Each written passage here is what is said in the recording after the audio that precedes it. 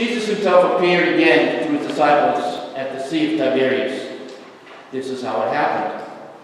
Simon Peter, Thomas, called Didymus, Nathanael from Cana in Galilee, Zebedee's sons, and 2 other disciples were together. Simon Peter told them, "I'm going fishing." They said, "We'll go with you." They set out in a boat, but throughout the night they caught nothing. Early in the morning, Jesus stood on the shore, but the disciples didn't realize it was Jesus. Jesus called to them, "Children, have you caught anything to eat?" And they answered, "No." He said, "Cast your net on the right side of the boat, and you will find some." So they did. And there were so many fish they couldn't haul in the net. Then the disciple whom Jesus loved said to Peter, "It's the Lord."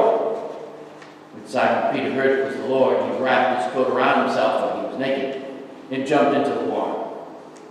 The other disciples followed in the boat, dragging the net full of fish, for they weren't far from shore, only about 100 yards.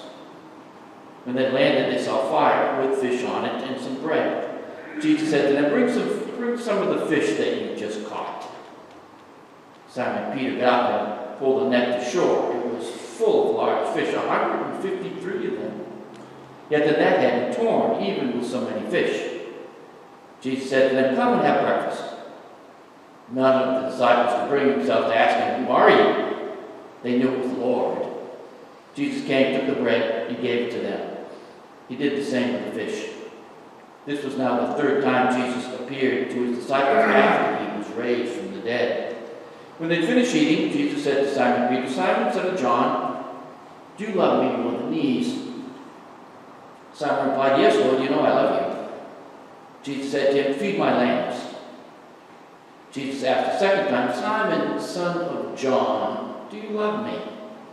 Simon replied, "Yes, Lord, you know I love you." Jesus said to him, "Take care of my sheep." He asked a 3rd time, "Simon, son of John, do you love me?" Peter was sad that Jesus asked him a 3rd time, "Do you love me?" He replied, "Lord, you know everything. You know I love you." Jesus said to him, "Feed my sheep. I assure you that when you were younger, you tied your own belt to walk around wherever you wanted. When you grow old, you will stretch out your hands, and another will tie your belt and lead you where you don't want to go." He said this to show the kind of death by which Peter would glorify God. After saying this, Jesus said to Peter, "Follow me."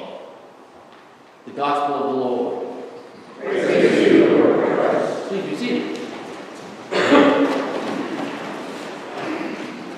In 1427, Pope Martin ordered that John Wycliffe's bones be exhumed from the grave, burned, and cast into the river Swift. All this despite the fact that Wycliffe had been dead for 40 years, but his offense still rankled. John Wycliffe was 14th century England's outstanding thinker, a theologian by profession.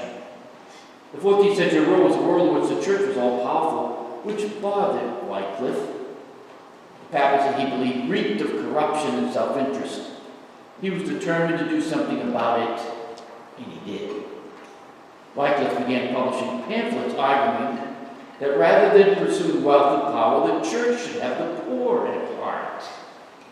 In one tract, he described the Pope as the Antichrist, the proud, worldly priest of Rome, and the most cursed of clippers, people who cut the edge off of coins, and cut persons, that was pickpockets.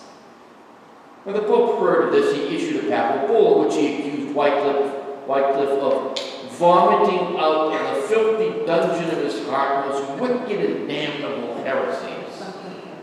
Not to be dissuaded, Wycliffe continued on. This time it was with the Bible.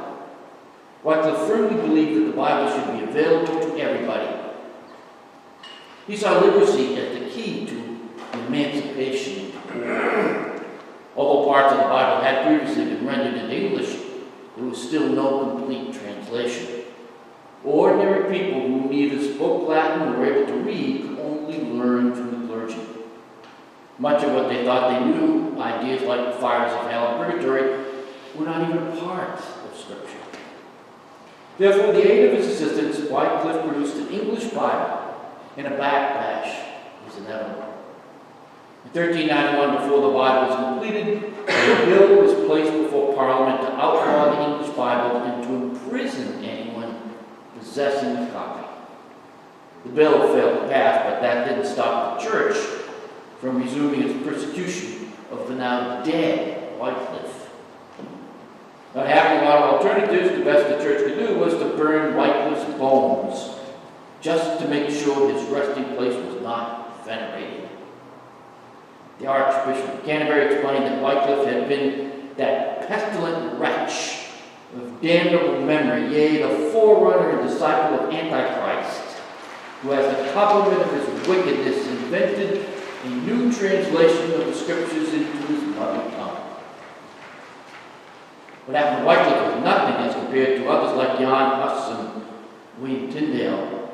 Like Wycliffe, Hus and Tyndale believed that the Bible needed to be translated into the common vernacular. Huss's heresy trial in 1416 in Constance, Germany, was more like a carnival than a trial. Every bigwig in Europe arrived. One archbishop arrived with 600 horses. 700 prostitutes offered their services. 500 people drowned in the lake. And the Pope fell off his carriage into a snowdrift. Huss was convicted and burned at the stake. A similar fate happened to William Tyndale in the 16th century under Henry VIII when he produced his translation of the Bible in English.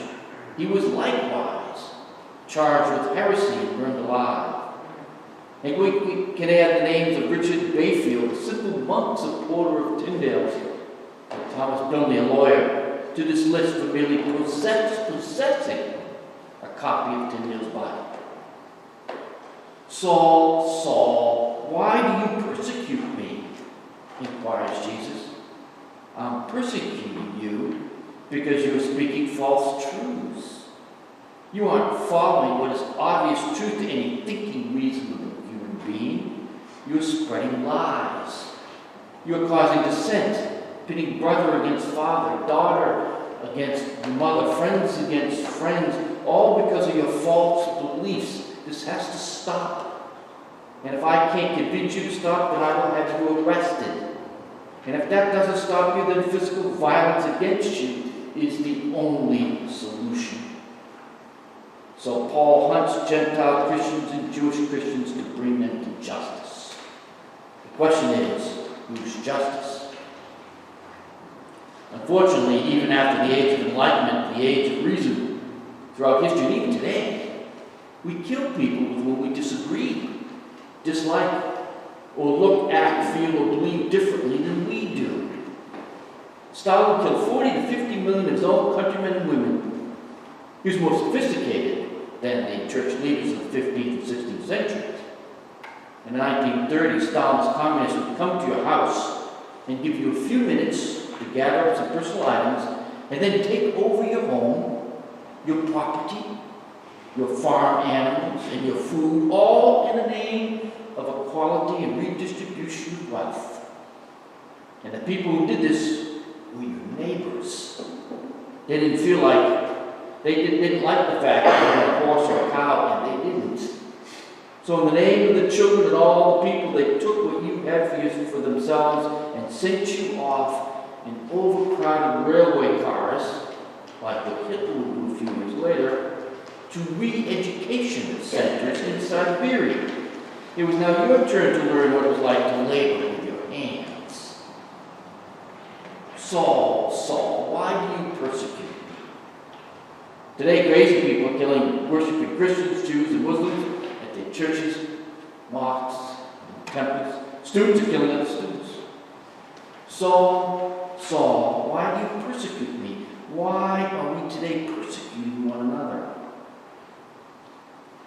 On the road to Damascus, the Christian persecuting Pharisee Paul has a come to Jesus moment. A bright light surrounds him. He falls to the ground and hears a voice from heaven say to him, Saul, Saul, why do you persecute me? I like the word persecute instead of the common English Bible word harass. I mean, arresting people, calling them off to trial from Damascus to Jerusalem, and in the case of Stephen, being stoned to death, to me, I don't know, it's a tad more serious than harassment. Paul doesn't have an answer to Jesus' question, but we all know the reason. Paul is determined, resolute, and convinced that he's absolutely right to be persecuting the followers of Jesus. He's hard-headed and his ego is well defended. He has God's law on his side. He was a man with a purpose and a mission. That is to round up the followers of Jesus and bring them to trial. Saul was completely caught up in his own agenda that he could perceive nothing outside of it. Nothing beyond self-centered demands of his own ego. Do you know anyone like this? Do you know anyone who's so caught up in their own agenda that they're blinded, like Paul, to the point of violence? How about those persons who demanded Kate Smith's statue be taken down in front of Philadelphia's Wells Fargo sports complex? How's it any different than the Taliban destroying the priceless statues of Buddha for being a perversion of God? Or burning Bibles or Korans as fire fodder in Stalin's Soviet Union? Or making homosexuality a capital offense in the country of Brunei? Saul, Saul, why do you persecute me? I persecute you because ultimately I only care about myself, my group, and my beliefs. And I will do all in my power to protect this. Everything you say, everything you do is offensive to me, and I won't allow it. So I persecute you all in the name of justice. Something happens in Paul's experience with the risen Christ. He has a complete change of heart. Oh, that was unexpected. He's forced by an extraordinary circumstance to transcend the self-centered demands of the ego, to see another person as real, full, and without distortions of fantasy or ulterior motive. It is the capacity to see beyond oneself. Paul experiences firsthand the hurt he's caused another person as a result of his own selfishness. And he literally falls to his knees ashamed of what he's done. Have you ever hurt or wronged someone and then afterwards, maybe years afterwards, come to awareness deep inside you of how that person felt? You somehow feel what they felt as a direct result of your actions. You feel the hurt, the embarrassment, and you close your eyes and hang your head in shame. How could I have done that to another person? You ask yourself. How could I have been so self-absorbed, so inconsiderate, or so thinking I was justified because I was right to have wronged or hurt someone? It's a come to Jesus moment. It's a Damascus Road experience. And if you know that feeling, then I think you understand Paul's sudden conversion. Conversion means reaching a whole new way of seeing and understanding life. It's about putting an end to the ignorance of self-absorption. You just maybe you're not as right as you think you are. Paul sees in Jesus everyone he has ever hurt in his belief in radical Judaism. He personally experiences their hurt. And yet, despite Paul's self-centeredness, Jesus forgives him. And that's what seals the deal. The scales fall off Paul's eyes as a symbol of his new awareness. I once was blind, but now I see. I once was lost, but now I'm found. I'm going to conclude with a story. It's a conversion story of sorts. I think most of us don't have conversion stories on a scale of Paul, but rather we have several conversion opportunities throughout our lives. I adhere to what's called gradual conversion as opposed to sudden dramatic conversion. I had one such conversion while I was in my mid-20s. It occurred when I took a week-long group personal transformation seminar, similar at the time to Werner Erhard's EST seminars. About 20 of us met with a seminar leader in the sizable living room of an old brownstone in Boston for about 8 hours each day. The structure was that the leader would select one person at a time to stand in the middle of the group and tell their life story. One could easily be staying for 2-3 hours. It was pretty intense and personal, as the leader picked apart those things which each person had done and those things which each ought to not to have done. But during my turn at one point, the leader, frustrated, said to me, "You just don't get it, do you?" He said, "I'm not trying to hurt you. I just want to put a bullet to the head of that high horse you're riding." "Huh?" I said. He then pulled a small tin that held breath mints out of his pocket. He emptied out the breath mints and tossed me the tin.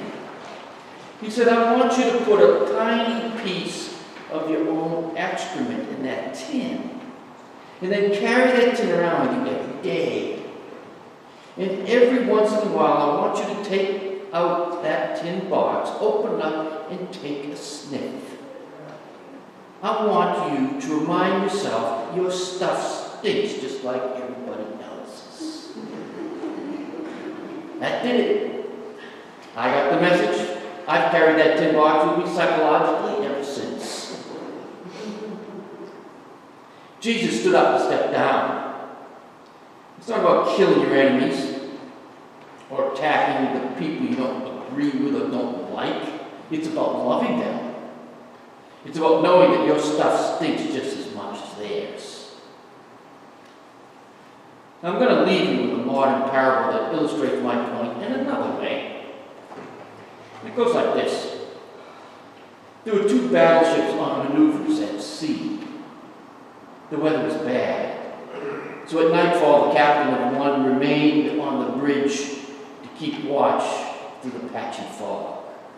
Shortly after dark, the lookout on the wing of the bridge reported, "Light bearing on the starboard bow." "Is it steady or is it moving astern?" called the captain. "Steady, Captain," said the lookout, which meant that the other boat was on a dangerous collision course with the captain's ship. The captain called out to the signalman, "Signal that ship. Signal we are on a collision course, advise you to change course 20 degrees. A signal came back. "Advisable you to change course 20 degrees. The captain said, "Send. I'm a captain. Change course 20 degrees. "I'm a second-class seaman, sir," came the reply. "You'd better change course 20 degrees. By this time, the captain was furious. He spat out, "Send. I'm a battleship. You change course 20 degrees. Back came the flashing light. "I'm a lighthouse." "Change course 20 degrees, muttered the captain. "Change course 20 degrees, all of you battleships out there," says Jesus. "Change course 20 degrees or else you're going to kill yourself and others because you won't accept that your stuff stinks just like